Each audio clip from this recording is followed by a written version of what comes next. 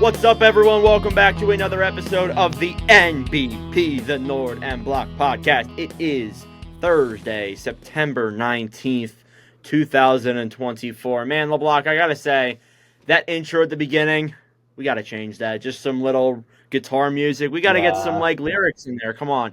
You are listening to the Nord and Block Podcast. I gotta get my producers on it. Anyways, I'm Nordic.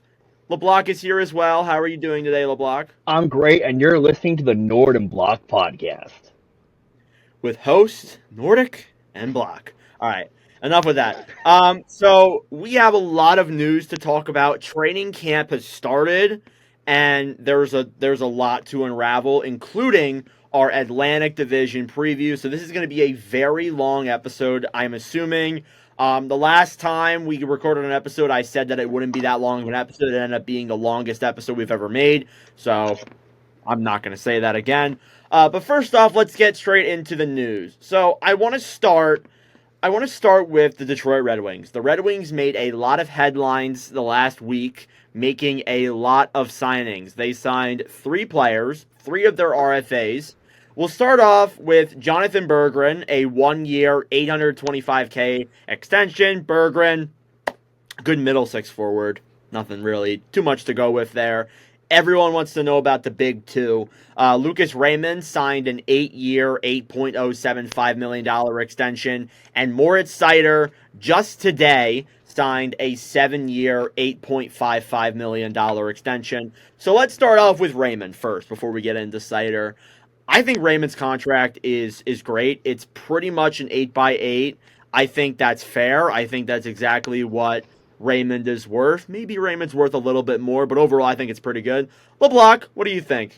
Excellent deal. You lock him up long term, so you're not bridging him, which is, I think that was one of the fears with the Red Wings fans, that they were going to bridge one of them, and none of them got bridge deals, so that is great news for them and for the organization. Raymond's deal is solid. Like, you look at that with the cap going up, that deal is going to age like wine. Yep. Absolutely. I really like what they did there with Raymond. I think both of those contracts really set the Red Wings up for a really good cap structured future. And I think that, we're going to look at this contract a few years down the road when we see guys of Raymond's stature getting paid probably more than him, and we're going to say this is an absolute steal of a contract. So, great deal there by Yzerman. Moving into the Seider one, again, he signed a 7-year, $8.55 million deal. I think this deal is solid. It is like it's $50K more than I expected it to be. It is literally like market value for someone like Seider. It's not a steal. It's not an overpay. It's honestly kind of just a perfect deal for me. Yeah, like, it's not a steal, it's not a bargain, but it's not an overpay, and it's not a reach. And to have them not coming off in the same year is also very good, because then you don't have to worry about that down the line. Yeah. I think I saw like the 50-50 consensus of, like, some people thought it was a steal, thought it was an overpay. I think it's like just right. I expected him to get around 8.5, 8.6. So yeah.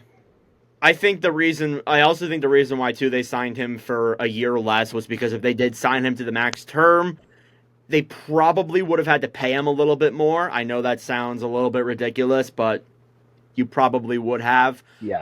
I don't believe there's any signing bonuses with Seider. I have not seen anything. I have not checked, so I cannot tell you. I know that Raymond, he does have just a 10-team no trade clause in the last 4 years of that deal. So overall, I think the Red Wings hit it out of the park with all 3 of these signings. I'm sure Red Wings fans would have much rather them get done in like August and not literally the day training camp starts. But overall, I think they did a really good job with these. And I think that overall they have been exceptional with what they've done. Again, I don't think Detroit, we're going to get into this later, but I really do like what they're doing. I just don't know if playoffs are now for them. Just saying, we're not going to get into that. I want to talk about Sidney Crosby next. I want to talk about Crosby because he signed a 2-year, $8.7 million extension. The deal will begin in 2025, 2026. It is a terrific deal.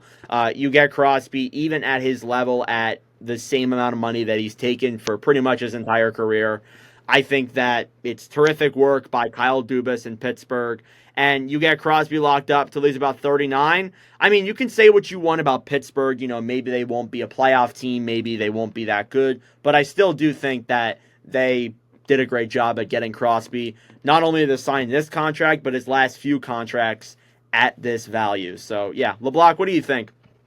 Crosby taking less, like it's such a captain move. Like It you really is. you know you want like you know he I think he knows he's getting up there in age, and I think why should I take all the money when I could take less and have them build a team around us while I'm still here.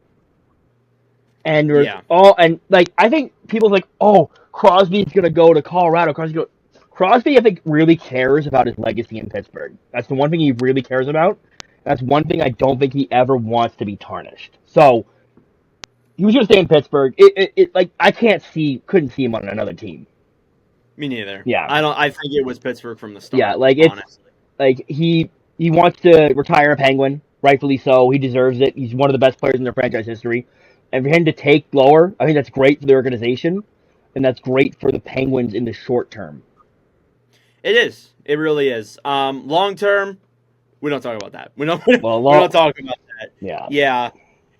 But Crosby getting locked up, I think, is awesome for Pittsburgh. A few other signings here to talk about. The Dallas Stars signed two of their defensemen. The first one was Esa Lindell to a 5-year, $5.25 million deal. That will begin in 2025-26. And there was one just before we recorded with Bartner on the Nordcast. Thomas Harley signed a 2-year, $4 million contract with the Dallas Stars as well. Harley, steal. Great contract. You get him locked up for 2 years. I think after that 2-year deal, he might be asking for definitely more than $4 million if he keeps going the way he is. Lindell, I don't know. That deal, he's 31 when that deal kicks in. I don't really know how I feel about it. I mean, he's serviceable, but by the end of that might not be a great deal. LeBlanc, what are your thoughts on these two Stars contracts? I think Harley's deal is good for the organization, and I think Harley you'll take the 4 mil at a lower term rate. But then I think if he keeps on the trajectory he's going, you're going to be talking about a guy wanting in 2 years wanting like $8.5 to $9 million. Probably. Yeah, Especially with the way the cap's going up, for sure. and then the Lindell contract. I'm not going to lie, I'm not a fan of it. I like Lindell as a player. I think he's a good second pairing defenseman. I don't think he's worth that money. He's great defensively, but I don't know. I just do not. I'm not a huge fan of that contract. It's really similar, and we talked about this last episode. It's really similar to the Adam Larson contract that was signed. He signed a $5.25 million deal for 4 years.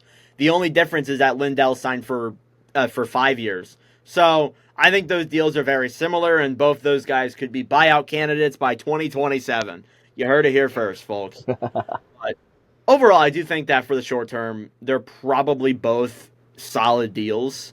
But we'll see where those go in the long term. Peyton Krebs signed a 2-year, $1.45 million extension with the Sabres. Krebs on a prove-it deal. I think that, honestly, Krebs just needs to prove it to the Sabres that he can make that roster. That's what this contract really is. If he doesn't work out, it's probably it for him in the NHL. This is going to be his last stint, I would say. He's gotten the opportunity. He just has not produced when he's gotten the opportunity. And I'll give him this. He has been injured. He has injury history. But at this rate, that if you're getting that contract in your RFA year, something went wrong in your development, in your stat line. I don't want to say like he's not a bad player at all. I really do think if Krebs was maybe somewhere else, he might get in a lower role. He might pop off, but this is the challenge you've been given. This is the role you've been assigned. Go out there and prove why you should be paid more money. Yep, I agree. I agree with that for sure. So we'll see what happens with Krebs' big year coming up. Few other signings, nothing really too big here. Arthur Kaliev signed a 1-year, $825K deal. There have been reports that Kaliev may want out of Los Angeles. We'll see where that develops. That brother does And not want to be there. yeah, he does not want to be there. We'll see what it seems like the Nick Robertson deal's kind of similar to that. We'll see what happens there. Philip Tomasino signed a 1-year, 825K deal as well. Tomasino, it's a good contract. We'll see how he does this coming season as well. That's pretty much it for the signings. The Flames signed a few guys that were just kind of low-name RFAs, but nothing really too big there. I want to move on to retirements. There were two main players that screamed to me that we should talk about them a little bit here. First one, Tyler Ennis retired. He was a 2008 first-round pick. He played in 700 NHL games for the Sabres, the Wild, the Maple Leafs, the Senators, and the Oilers, and had 346 points in those 700 games.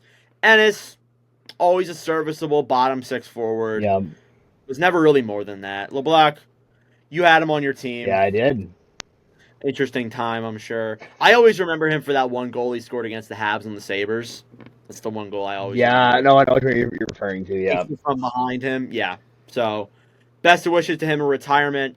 And also another Buffalo Sabre, a former Buffalo Sabre, also retired today. Kyle Okposo has also retired too. He was drafted 7th overall in 2006. He played 17 NHL seasons with the Islanders, the Sabres, and the Panthers, and winning a Stanley Cup in his last year. What a way to go out. I think we knew that Okposo was probably going to retire. There wasn't a lot of interest after that. And I think it made sense. He's 36 years old. He probably didn't have a lot in the tank for him as it is. He better just end off his career with that Stanley Cup and be happy with it. Yeah, go out on top. That's what all the greats do, right? They win the cup and then they go out on top. But for Oposto, I think when he got traded to Florida, he kind of acknowledged that this was his last run. He did say that, but again, he went out on top. It's the best we can say. So best wishes to him in retirement. So there were a lot of captains that were named with training camp coming. There were a few captains that were officially announced. It was Nick Foligno of the Chicago Blackhawks, Victor Hedman of the Tampa Bay Lightning, and Radko Gudas of the Anaheim Ducks.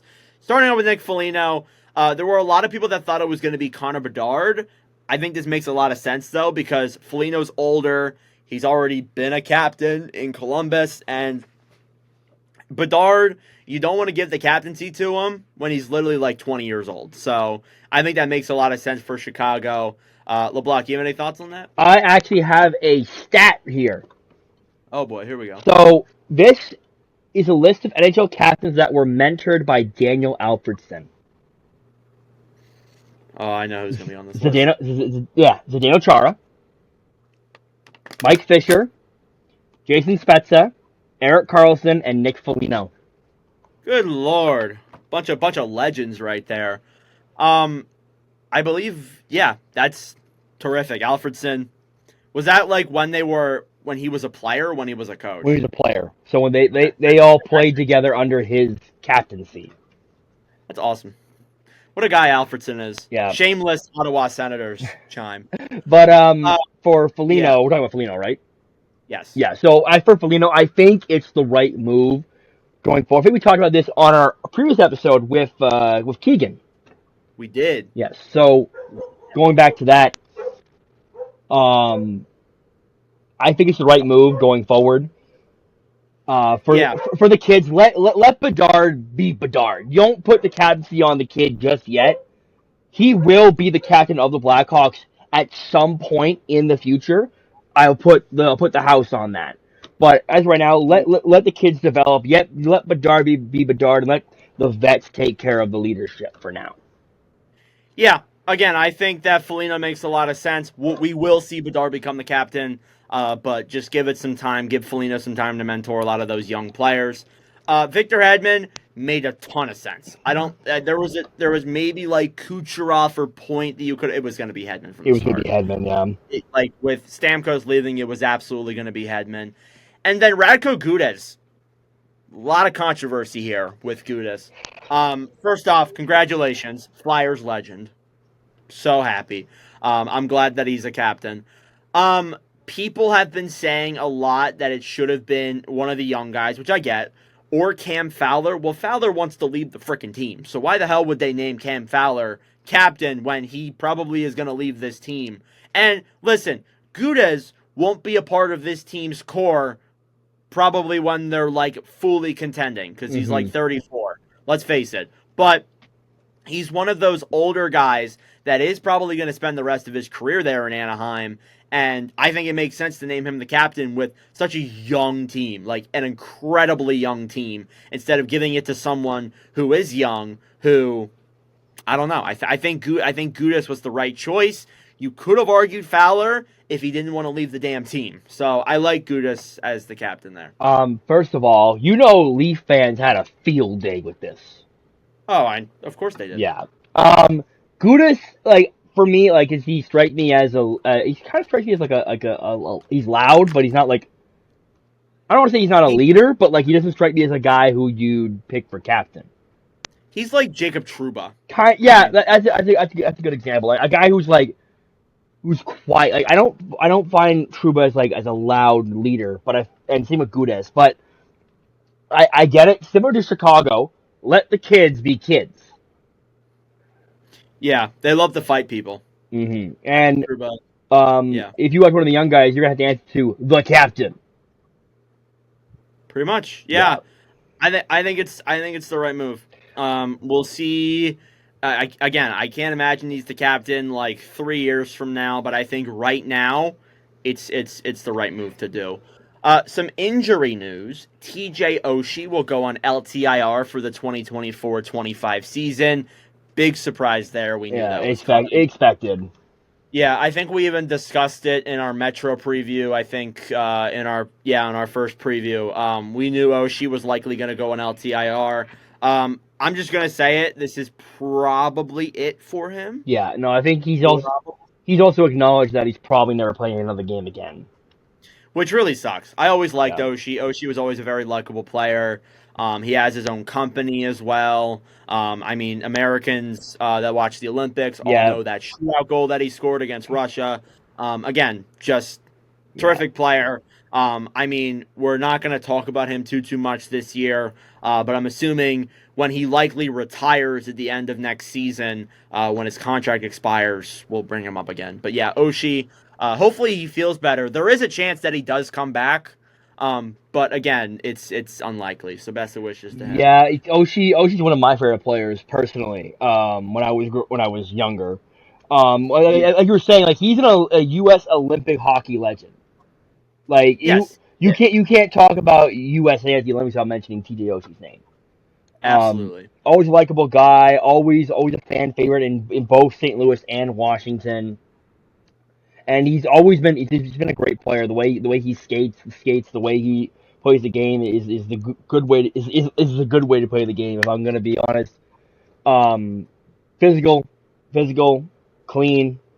But yeah, I really hope we do see him on the ice again at some point. But I am a proud owner of a TJ Oshie jersey. But we wish TJ Oshie a happy recovery. Happy recovery from the Northern Block podcast. Yes. All right, there's 3 more things that I want to bring up. We're going to start off with Rogers. Rogers Comms has acquired 37.5% of Maple Leaf Sports Entertainment, giving them 75 ownership percent to the Leafs, Raptors, TFC, and the Argos. So I'll read a little bit more into this here. Again, I'm American, so I apologize if I say anything wrong. Rogers Communications is acquiring Bell Media's 37.5% stake in Maple Leaf Sports and Entertainment, the parent company of many Toronto pro sports teams, including the Leafs and Raptors. The sale will give Rogers 75% ownership of the MLSE company to go along with their complete 100% ownership of the Toronto Blue Jays. Larry Tannenbaum currently owns the remaining 25% of the MLSE company. The purchase is for $4.7 billion of Canadian, which is 3.48 billion USD based on the current exchange rates. The current TV deal for Sportsnet expires in 2025, and this news only raises more questions of what the plan is for hockey TV rights in Canada. Ooh. So I want to hear LeBlanc first, because LeBlanc is the Canadian. LeBlanc is not a Leaf fan. Definitely not a Leaf fan. No. But I want to hear his thoughts on this because I'm sure he knows more about this than I do. LeBlanc, what do you think of this? So with Bell selling the rights, and I'm going to come off very blunt here, maybe now they'll stop meat riding the Leafs. Oh, Just maybe. It really does raise the question about TV rights, because right now we in Canada we have Hockey Night in Canada, which is the big like every Saturday night there's big hockey. They have it on all the channels. It's owned by a Bell company. Sorry, it's owned by Rogers actually. Sorry, excuse me. Sportsnet is owned by Rogers, who has the rights currently, and Bell owns TSN, which has the rights to the baseball. Now that the baseball is on Rogers, sorry, no, I'm no. Blue Jays is on. Blue Rogers, Jays is on right? Rogers. Yeah, excuse me. So now that Rogers has it all, it means the Blue Jays are never leaving Sportsnet, which I didn't expect them to at any time. But it means Hockey Night in Canada maybe it stays on Sportsnet because the renewal's coming up. But here's the thing. Yeah. Here's the thing, though. Rogers might bid for it because even though Rogers owns it, doesn't mean they'll keep it.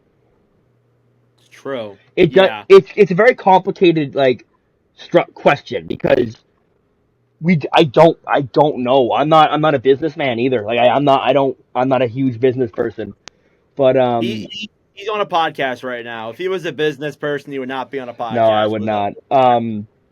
It raises the question about what team, there's certain teams by certain networks that favor certain teams. Like example, Rogers owns rights to the Canucks, Oilers, and Flames broadcasts, and they tend to have a bias towards them. Now that Rogers TSN, who has broadcast rights to Montreal, Toronto, Ottawa, and Winnipeg, they tend to have a bias towards them. So now that Rogers has it all, will Ottawa, Toronto, Montreal, Winnipeg's rights be transferred over to Rogers? It's a big question. That's the big question. Yeah, because seems like Rogers is trying to buy everything. Yeah, they're trying to singleize. I don't think Bell is gonna not keep those rights about kicking and screaming, because if they don't have any hockey on TSN's done. TSN will go out of business. Yeah. So they're gonna want to keep that unless they get a huge payment from Rogers. So the rights are coming up, and I think it's in 2 years. So we'll see.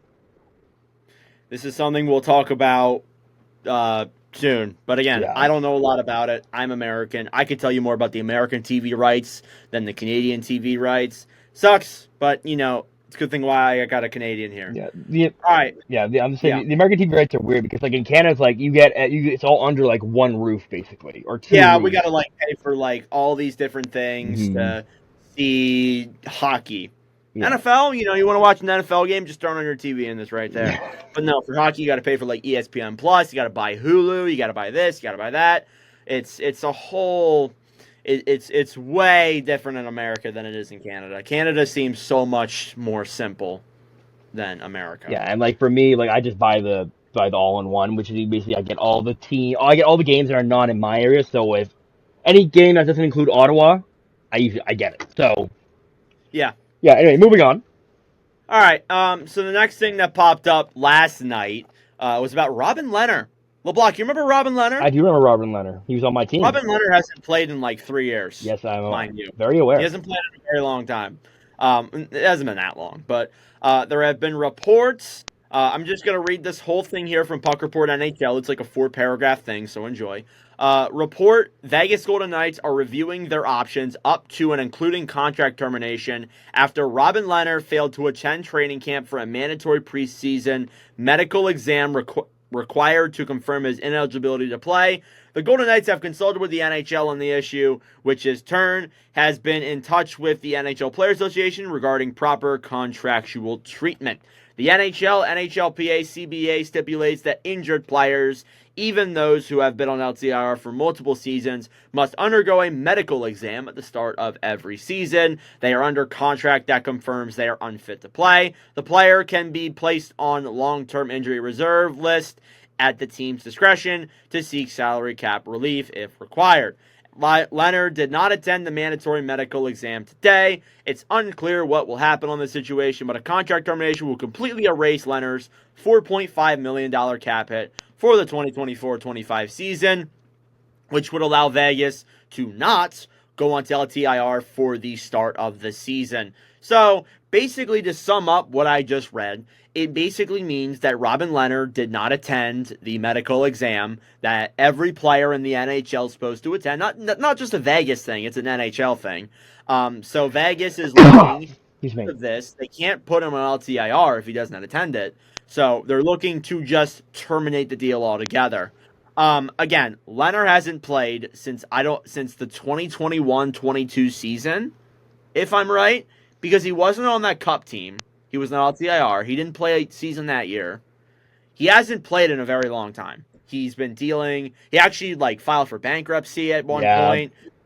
I think he's been dealing with injuries, but he has not been around the NHL recently. In fact, I actually kind of forgot he existed, to be honest with you, until this report came out. But from what I can tell, it just seems like they're going to buy out his contract. LeBlanc, I don't know if you have any thoughts on that, but again, Leonard just didn't report to camp. Well, more or less. If he doesn't go to the camp and he doesn't go to the exam and he won't, he's not show up, they'll just terminate his contract, and that way you're losing. You are getting rid of his contract altogether.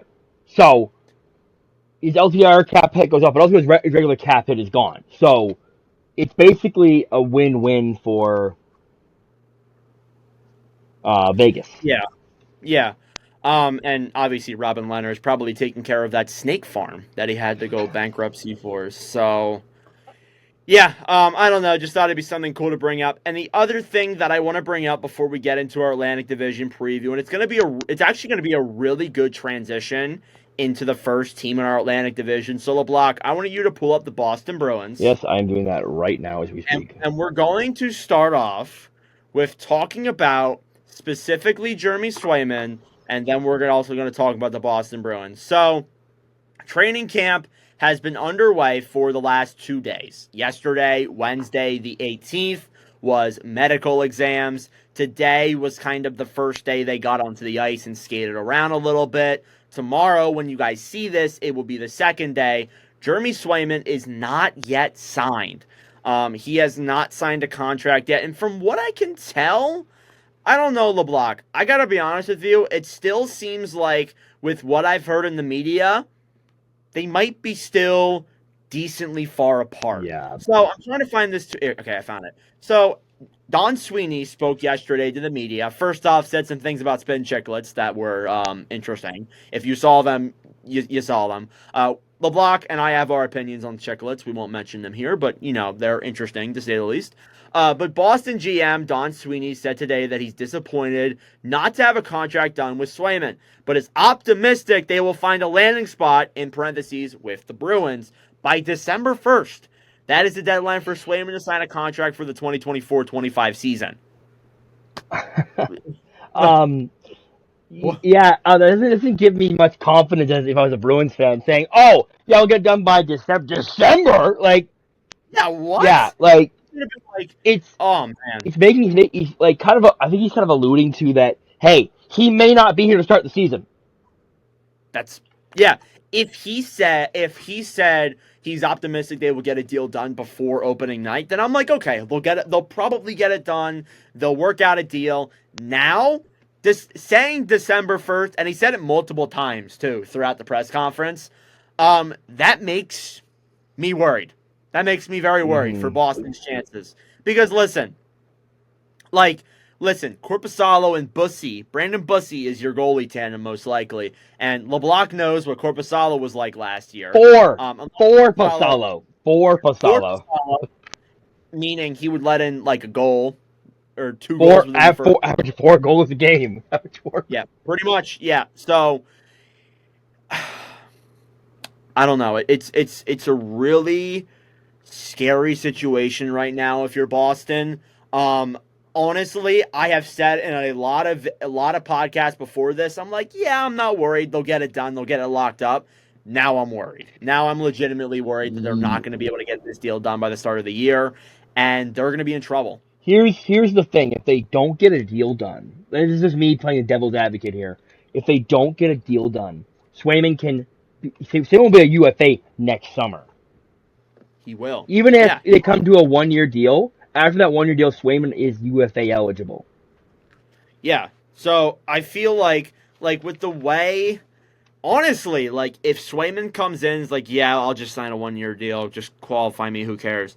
He could just leave it free agency. Mm-hmm. Like honestly, that's kind of what I'm seeing here. And to me, I'm just speculating here. I know speculating is everybody's favorite thing to do.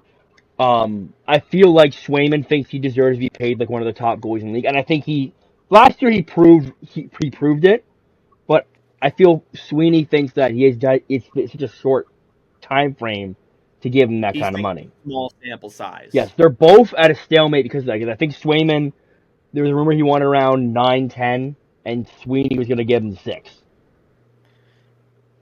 So Yeah. that's two parties who want opposite things and kind of like magnets. Like they won't go. You gotta think that like it would have been easier to send them to arbitration and Yeah, just get a deal done that way. but the But thing is that if after that arbitration it's a 1 year deal, and then he's a UFA. That's the reason behind not going to arbitration.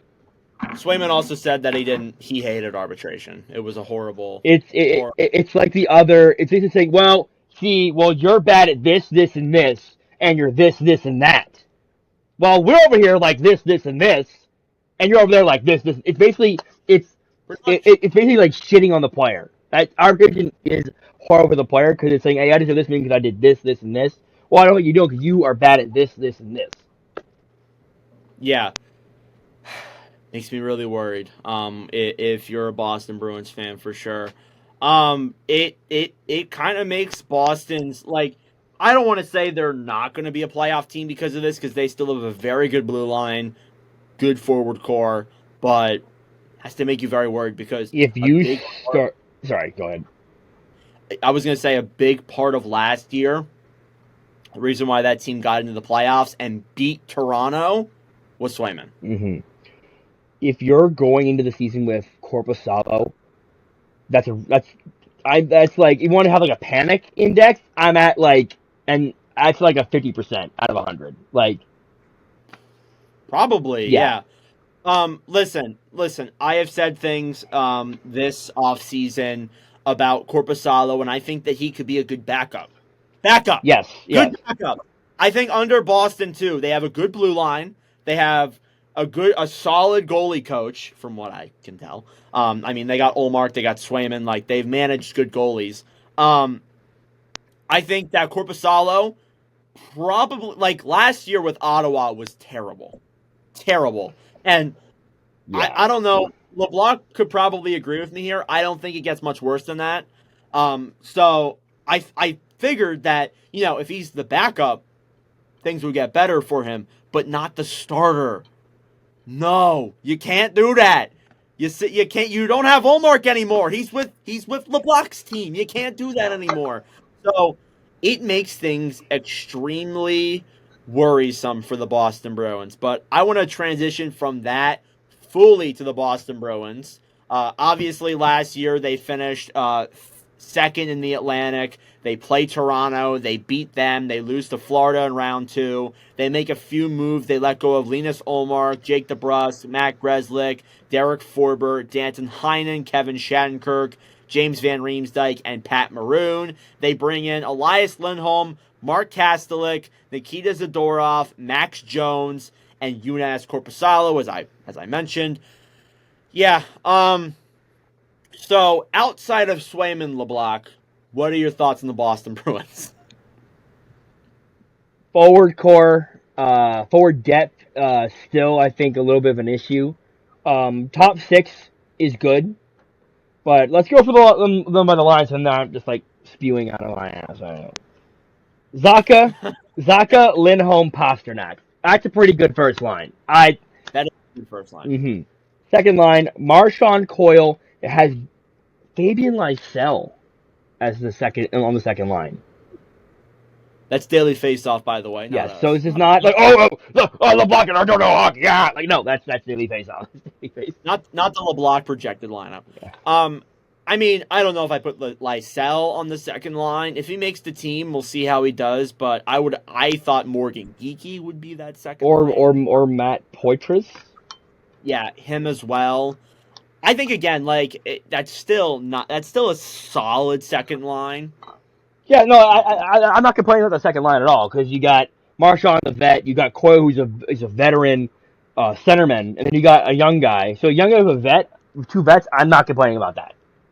Yeah, the bottom six is where I have a few questions. It's not bad, but it's not like it's not like it's good. It's good, but it's not great. There we go. That's a better way of describing it. Like you look at a few other teams in this Atlantic, like they have really good depth. I'm wearing one that doesn't, but there's a few teams in this Atlantic that have really good depth. I'm wearing Toronto, by the way. But Boston, compared to them, their depth is good, but it's not that good. Like you look at Florida, they were rotating guys in their fourth line, and they all were really consistent and worked out really well. So I don't know. Boston's bottom. Just read it, LeBlanc. It's good, but it's not great. Cole Kopeek, Trent Frederick, and Matt Poitras or Patra. I don't know how you say it. I don't know who the other guy is. He's not listed on my depth chart here, but that's the third line. Cole who? Cole who? Yeah. Yeah, and in the fourth line we got Max Jones, Morgan Geekie, and Justin Brazo. Not bad. Not bad. I like the fourth line though. Like I like Max Jones and I like Morgan Geekie. Yeah, I like that fourth line a lot. I figured Geekie would be up in the top like six. Their center depth is really good. Boston center depth is really good. I don't want to. It's a lot better. Yeah. Than it was. It's the wingers that are kind of like. Yeah. Yeah. Yeah, the wingers are a little bit You have a great first line of wingers, and then after that, like you have Marchand, and then that's kind of just like, But again, like the forward depth, like I can't exemplify enough how Elias Lindholm like really like just makes that center depth look so good. Because Charlie Coyle is your first line center now. Yeah. Coyle is your second line center. Yes. So. Yeah, they really did a great job. I know we haven't gotten into the specifics yet, but their forward core reminds me a lot of Vegas's. Elite centers down the middle, and wingers are eh. Yeah, LeBlanc, we did that last episode. So, like last episode, like I was saying. Yes. Yeah, we're going to the Pacific again, second video. I'm tired. I'm sorry. No worries. Going to defense. The defense is where I think it's a very good unit, like extremely good unit. Looking at first pairing Zadorov McAvoy, second pairing Lindholm Carlo, and then Mason Lowry Andrew Peak. That's a great blue line. It's a great blue line. Like I got no complaints on that. Nope, no complaints at all. Zadorov, great ad. That's going to be a really good first pairing with McAvoy and Zadorov. He's such a Boston Bruin. Like the way he plays, like he's a Boston Bruin player. He's built like a Bruin. It's great. So great blue. So it still has Swayman here as the goalie, but as of right now, it's Korpisalo and Bussy. Yeah, but obviously we don't have to explain that if Swayman came in, he would be the starter. Yeah, no question.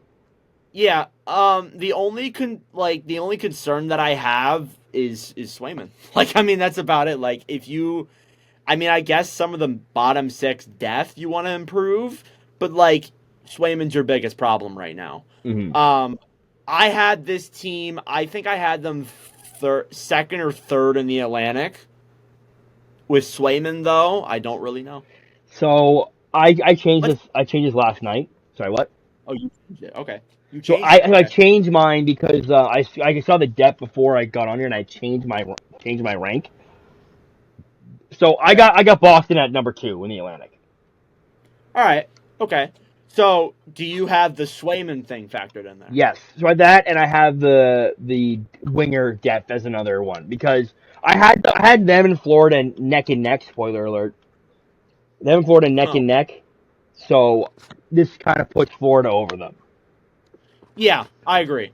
I think that they probably do finish top three in the Atlantic, but if Swayman's out for a long period of time, If I don't. Swayman's out till like mid-November, Oh, that's really bad. that, Especially coming back from missing training camp. That's also not great.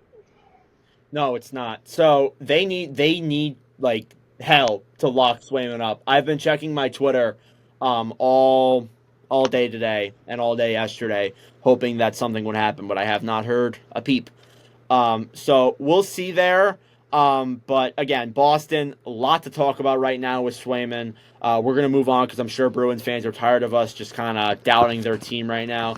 Let's move on to Buffalo, the Buffalo Sabres. Last year they finished, I think they were fifth in that They Atlantic. were Oh, fourth. Or they were sixth. sixth, yeah. Sorry. They hadn't. They were behind Detroit. Mm-hmm. They obviously missed. It was a down year for Buffalo last year. It was a year you look at like the year before that they were like 1 point back of the playoffs, and Mm-hmm. people thought, oh, with some of the ads they made, they thought that they could maybe get in next year, or this past year. They thought that Levi would really help them. It did not go that way. They had a really rough start to the year. Second half they were better, but they weren't good enough to really Mm-hmm. regain in the race, which is a big thing. Like, you could say a lot for a lot of these teams. Like, again, going back to Boston, like, you really need to have like a good start to the year, because if you get to January and you're like You're out of it. hell behind, Mm-hmm. not everyone's a St. Louis Blues 2019, all right? So you can't do that every single damn year. So you really need to have a good start to the year, which is, I would say, the biggest X factor right now facing Buffalo. But they made a few moves. They let go of Jeff Skinner, Zegmus Girgensson, Victor Olofsson, Matthew Savoy, and Tyson Jost. They brought in Jason Zucker, Ryan McLeod, Sam Lafferty, Beck Malliston, Nicholas Abe-Kubel, and James Reimer. I gotta say, I like the depth they added. I like some of the depth they added. I feel like they did improve in the bottom six a little bit. Mm-hmm. I still have a few questions, but okay, I guess it's all right. All right, roster. In a competitive Atlantic, though, I don't know. So, LeBlanc, what do you got? This last year was the first year of expectations in Buffalo in like 10 years. Pretty much, yeah. And they faltered. Levi, they put everything on a rookie goalie, which I didn't think was fair. It wasn't fair at all. No, and I think Buffalo getting rid of John Granato is not a great coach. I'll be the first to say it. Um, it just was not a good year. Second half they played well, but yeah, I don't know. Like this team, if this team was in the Metro, honestly, you can maybe argue they'd be a wild card team. Yeah, they probably could make the playoffs, I do honestly, but want they're such a competitive division. to stress to the viewers that the Atlantic Division is the hardest division in hockey. Like, I don't think it's not close.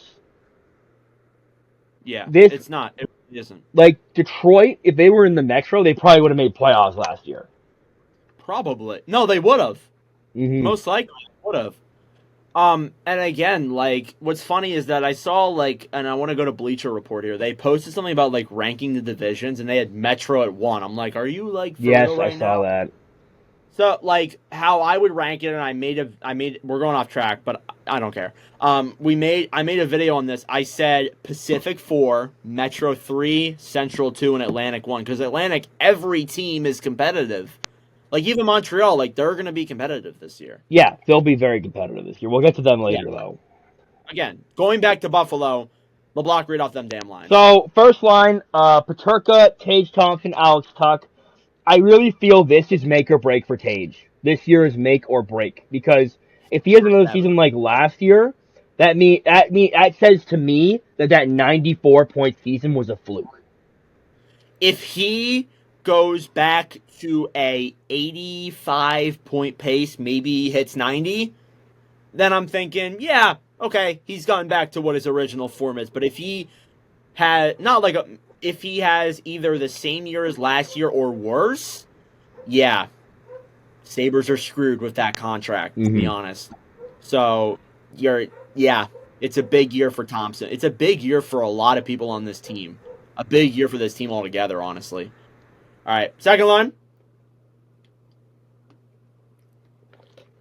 Oh. Second line, Zach Benson, Dylan Cousins, Jack Quinn. Okay. I do want to stress that's a very young line. Jack Quinn is coming back from a pretty serious injury. Yeah, we'll see what Jack Quinn can do. It's a big year for him as well. Also a big year for Cousins. Cousins had a down year last year as well. I'm a big fan of Jack Quinn, former 67. Big fan of Dylan Cousins as well, the workhorse from Whitehorse. And Zach Benson's fun to watch. The second line could be a lot of fun. Yep, I like that second line a lot. It's a solid top six. It's I wouldn't like compared to the rest of the division. I'd say it's one of the weaker top six, but it's still good. I agree. Third line, Zucker, McLeod, and Jordan Greenway. That line's gonna beat people up. I like McLeod. That line's definitely gonna be gritty. It's gonna be a line you don't want to play against for sure. And then fourth line, you got Beck Malenstein, Peyton Krebs, Nicholas Ube-Kubel. We already talked about Krebs a little bit. Big year for him. Gotta prove himself. A lot of new ads on that line. You said Malliston and Ube-Kubel, 2 new ads. Kubel known for breaking the cup, and Malliston was, I thought, a good player last year for Washington. I did think Buffalo gave up quite a little bit to get him, but for a fourth line. But I think that I like that fourth line. I'm gonna be real here. This might be a shock. I did not know who Beck Malenstein was until they traded for him. I don't blame you. I only knew who he was because my boss is a Caps fan and would always tell me how good he is. Yeah, I would have known him before that. I know. I thought he was a prospect of the Caps at the time. And then I thought, he played last year. I think he's pretty old. Well, he's not that old, but I think he's pretty old. Yeah. The defense is where we have. I got questions. I want to inform everyone that Rasmus Dahlin is injured. He is? Yes. Oh, yeah, that's right. He is. Yeah. We forgot to mention that in the there, but he is injured. Stuck. I should have wrote him down. I don't know what his injury is. I don't know the extent of it. I don't know the severity of it. So he's injured. That's all I can tell you. Yeah. I'll look it up. You read those defensive pairings. So Power Dahlin, that's a great first pairing. That's a great first pairing. I got no complaints there. Then we had Byram Jokiharju. Yeah. I don't know about that, but okay. First off, I like the first pairing. Apparently, from what I can hear with the Dahlin thing, it says that Dahlin is being evaluated for an injury suffered in today's opening practice. Lindy Ruff came out and said that he's doing well, just will probably miss a couple days of practice. Oh, okay. So it's not serious, but not serious. He even says that in his thing. So I like Dahlin, of course. I think Owen Power, who you said is the other guy, correct? I think you did, yeah. Yes. He is someone who I've spoken pretty highly of this offseason. I've said a couple times that I think he's going to have a good bounce-back season. Last year was awful for him, but overall I like that pairing. Second pairing, I like Byram. Jokiharju, I don't know. I think he's a third pairing defenseman at best. I'm gonna be very, very blunt here. I don't see how Jokiharju is still in the league. He's not good. I'm sorry. I don't think he's that good of a defenseman. Yeah, I don't know. I don't really understand I don't understand why he's on that second pairing. I Yes. would have put someone up there. Then we have Mateus Samuelson and Connor Clifton. Samuelson, defensive defenseman, can't stay healthy though. He got injured at the beginning of last year. And Clifton just presses. He hits anything that moves. Clifton is Clifton, honestly. Yes. It's a interesting blue line to say. So, here's the funny part. I think it's 5 out of those 6 defensemen are left-handed. Oh. I know right shot defenders are hard to come by, but yeesh. Yeah, I don't know if that's gonna work out. With other teams, we've seen it when they have an imbalance of left to right-handers, it's not a good thing. Yeah. That's my big question, because it's like, can they perform? Can they perform even though they're at this deficit? Yep. Huge question. And then the goaltending, we got Ukko-Pekka Luukkonen and Devin Levi. Luukkonen, if he can be how he was in the second half of the year, that's terrific. Levi's not ready. He's not ready yet. He can be a backup. Probably not. He will be the backup. I think with Luukkonen signing that contract, that kind of says that Levi's going to be that backup. And then James Reimer's your third string, as I mentioned. Old boy. Yeah. I don't know. This is a team for me. And I also want to mention, too, I want to go to the staff a little bit. I was going to say, I want to mention Lindy Ruff. He was hired to fill seats. Yes, I said this from day one. It's a nostalgia hire. I also think the other reason is I think they wanted a guy who's hard on the players. And Lindy Ruff, certified hard ass. He is a hard ass. That will be definitely, but yeah, for sure. I think as well too. We got to look at Kevin Adams, because I think if this team misses the playoffs this year, he's gone. He's probably done. And that is like the fifth GM? Fifth. It's gonna be fifth. It's 5th or 6th. Because I'm trying to think back to now. Well, they had Botterill before. Botterill, Tim Murray. Oh my god, man.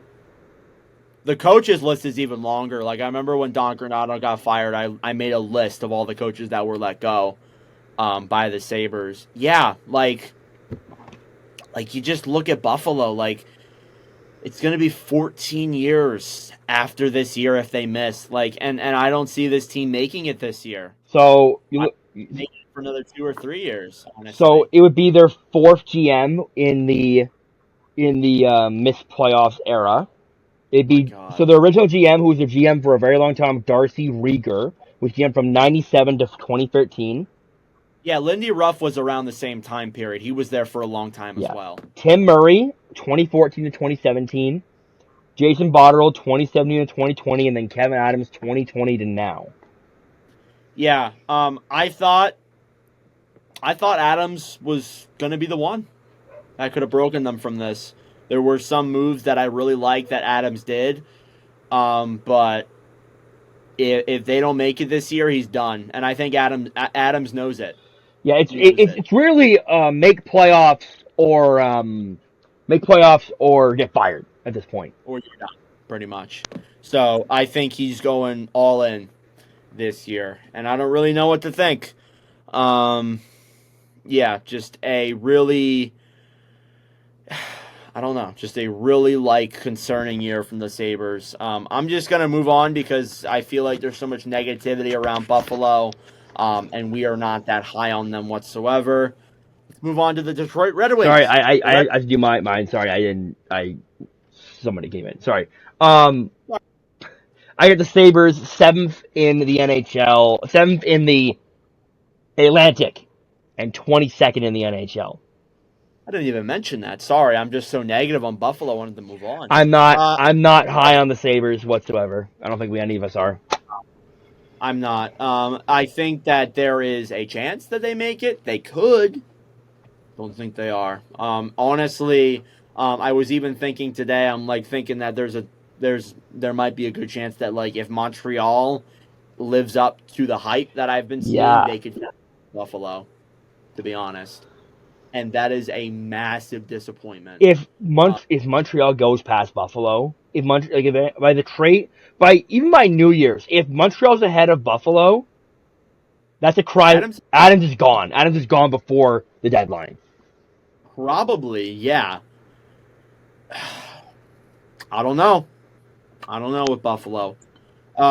Let's move on officially now to the Detroit Red Wings. The Red Wings last year finished at I think it was fourth in the Atlantic. They were literally like 1 point out of the playoffs. Last year was a very fun year if you were a Red Wings fan. Even though they missed, it was a very fun season watching this team play. They made some moves, though, in the offseason. They let go of Shane Gostisbehere, David Perron, Robbie Fabry, Jake Wallman, Daniel Sprong, and James Reimer, the guys they brought in. Vladimir Tarasenko, Tyler Mott, Sheldon Dries, Eric Gustafson, and Cam Talbot. Listen, Detroit, I'm higher on Detroit than I am Buffalo, but I've kind of been having a change of opinion with the Red Wings over the last couple of weeks. I like, again, as I said, we already talked about them earlier on in this episode. I like Raymond. I like the Seider contracts. I like what they did. But overall, not too high on this team making the playoffs this year. I don't know if LeBlanc has a different opinion than me. I'm going to assume not. But LeBlanc, I don't know, man. I'm going to say this, and I'm going to get heat for it. The Red Wings did not get better. In fact, they may have gotten worse. I just don't think they improved. They didn't really address their needs. Cam Talbot, I don't know. Like, so from what I can tell, and I've been like I have been thinking about this so much. You have no idea. My girlfriend is a Red Wings fan. We have been talking about this every single damn day. I just had a conversation with her dad yesterday about the Red Wings. Like, the way I see this, the way I see the moves they made, they aren't. First off, I don't think they're going to make the playoffs. I don't believe they will. If they do, that's great. Awesome. But I don't think with the moves they were making, I think they're preparing for another year of not making it. They didn't make any underlying moves that screamed, we're going all in for the playoffs. Because if you did, you would have kept Wallman, first off. You would have tried to move Sherratt or Petrie. You would have gone out and gotten a legitimate goaltender. I know they were probably in on Askarov. They were probably in on Linus Ullmark. they were. But, yeah, they were. But if they really were planning to go all in on the playoffs, they would have made more moves than just the ones they did. So, LeBlanc, read that damn lineup. So I like their forward core. First line of DeBrincat, Larkin, Raymond, elite first line. Like you can't knock that. Without question. Yes. Second line, Tarasenko, Comfort, Kane.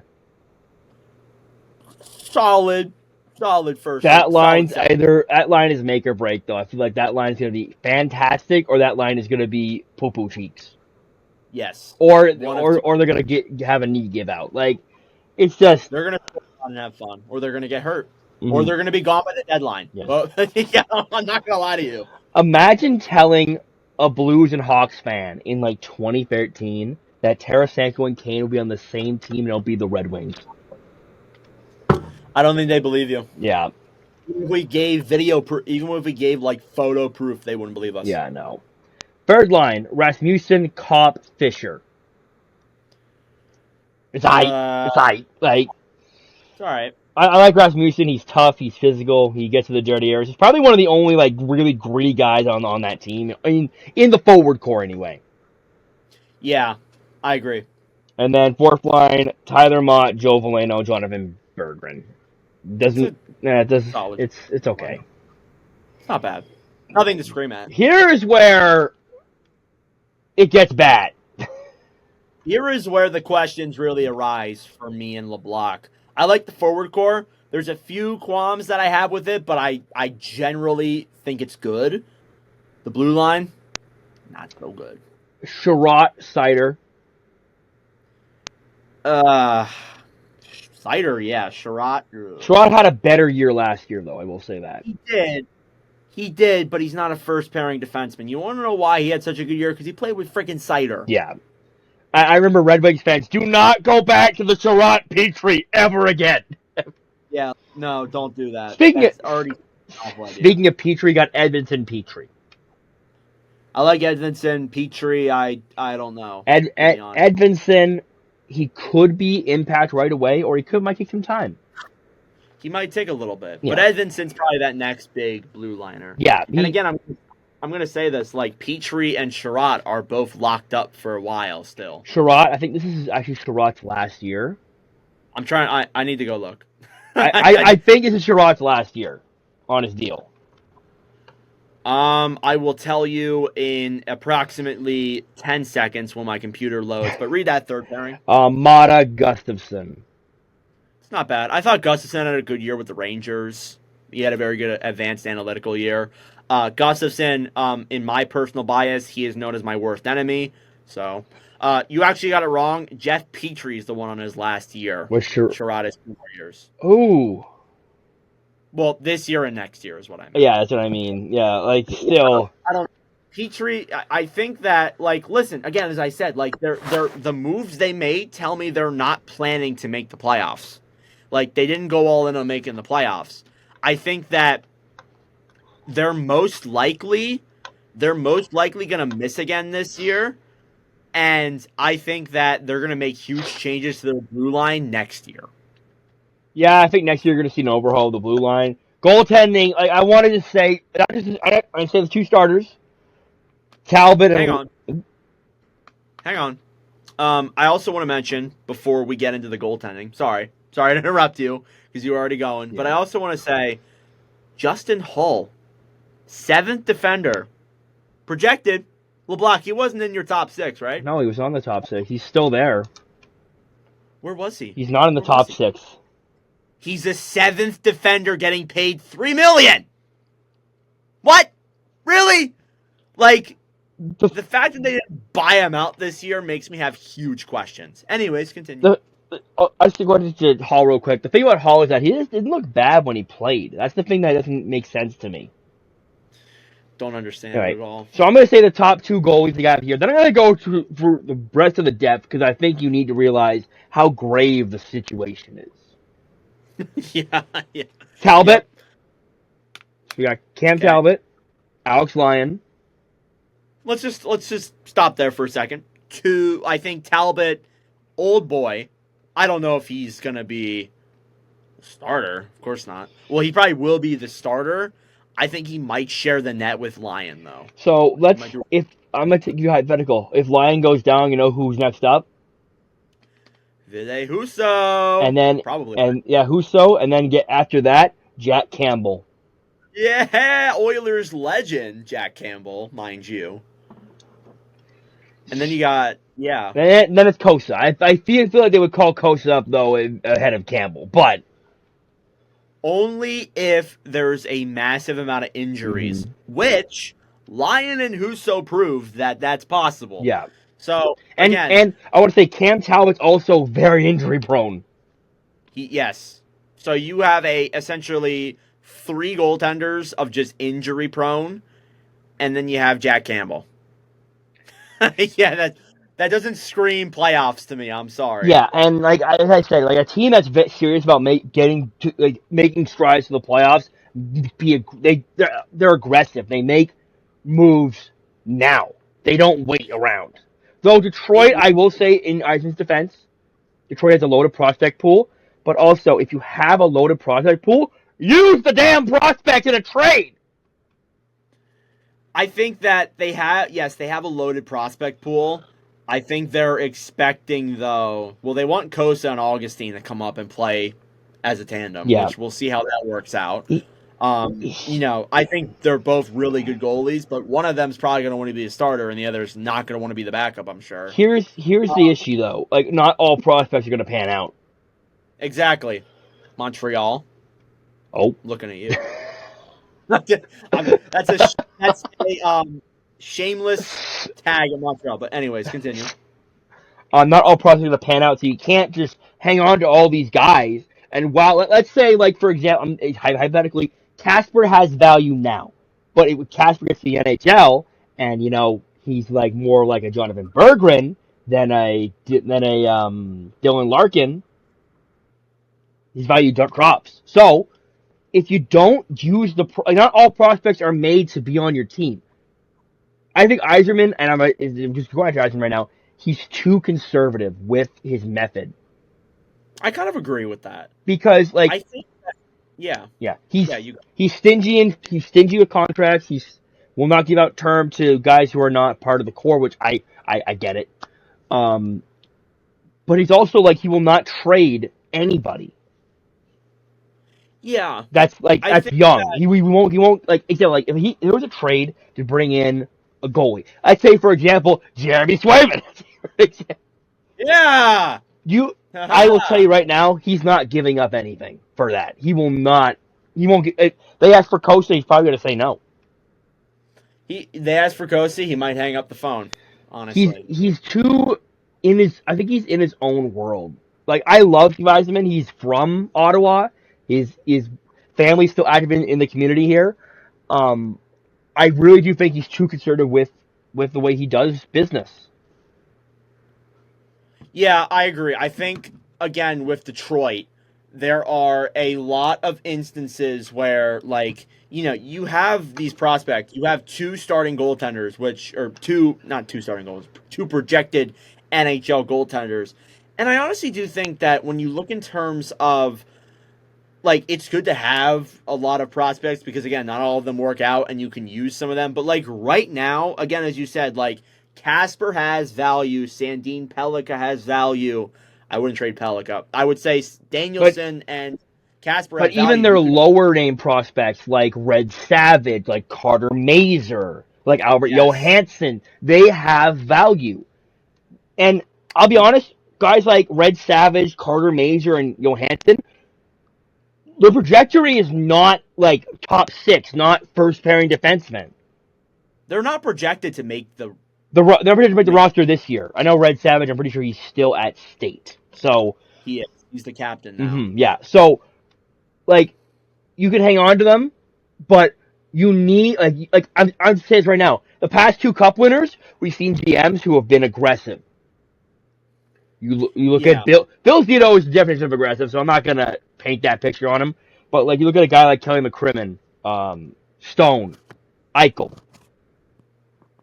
Aiden Hill. These are moves made to win Stanley Cups. Yeah, you saw with Vegas, like, they traded a lot of their big name prospects for big name guys to go win. Again, I think Detroit is playing the conservative type of thing here. They're letting their guys develop. They're giving their guys time. But, like, again, this team hasn't made the playoffs in, what, 8 seasons? It's been 8 years now. So you're going to get to the point where all these guys are ready. It's going to be like Buffalo-level drought at that point. Yeah. Maybe not that far, but, like, you're going to be probably, like, 10 years before you see this team make a stride to the playoffs when all these guys are there. Yeah. Again, I want to go back to the blue line before we wrap this up and go to the other teams because we're already an hour in and we're, like, literally not halfway done. I will say that they have this bad blue line now, which is why I don't think they're going to make it. Like, I'm not that high on Petrie. I'm not that high on Sherratt. I do think that when you get Edvinsson fully in there, who's projected in there, when you get Sandin Pellikka hopefully up in there, I would imagine they want to draft another defenseman with a high draft pick. I think that blue line can be fixed, but right now, again, it's not a blue line that screams playoffs to me. So I have them 6th in the Atlantic is where I project them. I don't have my 32-1 up, but I think 6th. I could see them getting 5th, but no higher than that. I have them 6th in the Atlantic. I have them 15th in the league. Yeah, they're going to be competitive. They're going to be up. They're going to score a lot. They're going to be a really high scoring team, I feel. Yeah, they're gonna be fun to watch. They're gonna score a lot. They're gonna like really try and outscore their opponents. Their games But are going to be like 5-4 every night. yes, they will be fun to watch. Just don't know if come by the end of that they'll be in the playoffs. And maybe this whole entire 10-minute talk about them will be wrong. But right now I'm not particularly as high on them. And that's an opinion. That's one of the opinions that over this summer making all these podcasts has changed. Yes. Because I used to be really But I used to think they'd beat the playoffs. Now I'm not but really a if big we're fan. wrong, Evan, I'm not ready to be put on blast.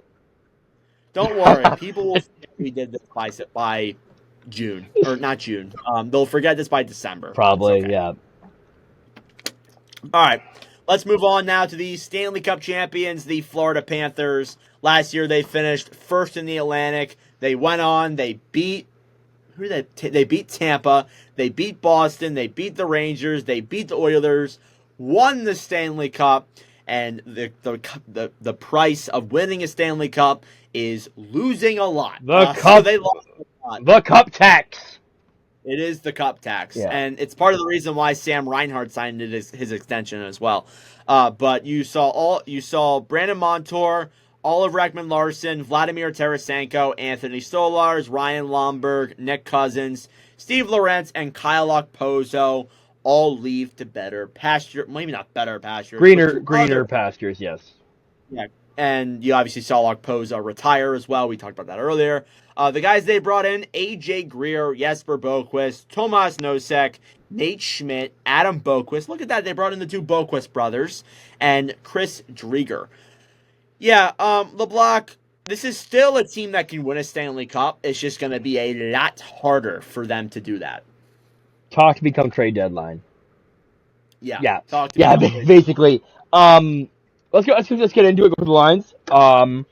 Read the damn lines. Verhaeghe, Barkov, Reinhart. Great first line. He's moving to Jersey. Oh. Yeah, Verhaeghe jersey. I don't know where to put it. I'm just gonna put it on myself for now. Oh, okay. Here we go. All right. Kachuk, Bennett, Rodriguez. That's a great second line. Kachuk carries. Kachuk is a playoff performer. Yeah, he is a playoff performer. Even though, like, last year he didn't really, like, score as much as we saw him do in previous years, but still, great second line. Great top six. The third line, Eetu Luostarinen, Anton Lundell, Maki Samoskevich. Samicevich. Thanks, Cadence. Honestly, that's a good third line. Samoskevich was in Michigan last year. Actually had a pretty solid season by all accounts. He was by far their best prospect in what is probably the shallowest pool in the league. Yeah, looking at it right now, it's incredibly shallow. But Samoskevich is looking like he's going to be really exciting. He's not that exciting, but he looks like he can be a really good NHLer. And then fourth line, Jesper Boquist, Thomas Nosek, A.J. Greer. That's a whole new line right there. All three of those guys are new ads. Mm-hmm. Forward, like you look at the forward core, and like it's not the same, but it's still very good. Like the ball, like the depth is like it's not as great as it was last year, but I assume they'll find a way to make it up somehow. They're gonna find a way. Like, someone's going to get hurt, probably, or something like that. They're going to put them in LTIR, and they're going to be able to move some guys at the trade deadline. They're gonna make that bottom six better come the deadline for sure. And maybe they will make that third straight final with that forward core. We'll see. All right, blue line. Gustav Forsling, Aaron Ekblad. It's a great first pairing. Don't know. Forsling, great. Ekblad, solid. Don't know why I almost said Adam Larson. Dmitry Kulikov, Nico Mikkola. I like Kulikov. Kulikov was great defensively last year. Mikkola, we'll see how he does as a top four defenseman. I liked him as a third pairing defenseman, but we'll see. And then Nate Schmidt, Adam Boquist. Two like low risk, high reward ads. Two new players as well. So yeah, I don't hate that third pairing. And then you're looking at Bob at goalie, and then Spencer Knight's coming back in the backup role. Hopefully he will be that backup. If not, Drieger will take that role. But I like the goalies. I think Bobrovsky speaks for himself. Hopefully Knight can have like a bounce back year from what was a pretty rough year last year. Player assistance program wasn't that great. But yeah, overall this team is first in the Atlantic for me. I have them first in the Atlantic, fourth in the league. Yeah, so again, they're going to be really good. I just don't know about exactly another cup because if they make the finals this year, they would have made 3 straight finals, and that's incredibly hard to do. Besides Tampa, who was the last team to do that? Detroit in like the 90s. Yeah, so it's been a lot. It was It's Detroit or it was the Oilers. no, it might not have been Detroit. You're It's right. probably the Oilers. Yeah, so it was Tampa from 2020 to 22, and then probably Edmonton, unless if I'm not thinking of a team right now. So yeah, it's a rare thing to happen. We'll see if Florida can do it though. I just saying Florida State teams. Yeah, like Florida, can you like give the rest of us yeah, a chance? Like they have dominated the Eastern Conference. They have been in the finals every year for the last 5 years or 4 years. So yeah, overall just dominance from them. All right. Any more thoughts on Florida? The next 2 teams are very fun. They good. They are indeed good. All right, let's move on to Montreal. The Montreal Canadiens. Last year they were 8th in the Atlantic. It was a year where they were bad once again. They actually got they scored a little bit better. They got a little bit more points, but they were still last in the Atlantic. They were still 5th worst in the league. They let go of Jonathan Kovacevic, Tanner Pearson, Jesse Alonen, Colin White, and Jordan Harris. And they brought in Patrick Laine, Alex Bear-Boulette. And I think that's about it. They didn't make a lot of moves. The only big move they made was Laine. But there have been, I'm going to say this is a pretty solid, what's projected to be last place team in that Atlantic. It's still a pretty solid roster. There's a few things that you want to improve on. There's a few things you want to fix, but I like what they're building, to be honest. I like what they're building, but I just don't know if they're there yet necessarily. Forward core. Yeah. Forward core, Uri Slavkovsky, Nick Suzuki, Cole Caulfield. Great first line. Second line, Alex Newhook, Kirby Dach, Patrick Laine. Now, can Kirby Dach stay healthy? Yeah, that's the biggest. Again, that's a massive thing with Montreal. I see a lot of people saying that this team can be competitive. They can pass Buffalo. They can move up to 6th in the Atlantic. I could see it, but if they get hurt, not a chance in hell. Montreal the past 2 seasons has been an infirmary. They get so many injuries every year. Even the year before that, they even the last 10 years, they just get hurt. They Kirby Dach, Alex Newhook, Josh Anderson, Dvorak, all those guys have been hurt at points. If they can stay healthy, I can 100% see them maybe competing for higher in that division. But if they get hurt, not a chance in hell. Take your vitamins! Yeah, continue.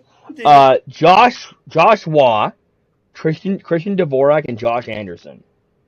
It's quite a third line. Josh Waugh's a rookie. Yeah, he was a 4th round pick. He lit up the queue, but I'll be honest here, everybody lights up the queue. Jordan Dumais is also another guy that's notable who led up the queue, and I said that he put up as many points as Connor Bedard, and people call me stupid. So I'm just saying. I think that Waugh, though, yeah, he's projected to be a good prospect. I'm not 100% sure what we're going to see out of him this year. Not 100% sure, but I do think that he probably does make the team. Yes, and the 4th line, Joel Armia, Jake Evans, and trash. Sorry, Brendan Gallagher. Oh, the Ottawa bias. Yeah, it's a 4th line. Again, I think they are really good top 6. Bottom 6, I think there's a lot to improve on for sure. And again, a lot of their prospects haven't come up yet, so that's the biggest thing.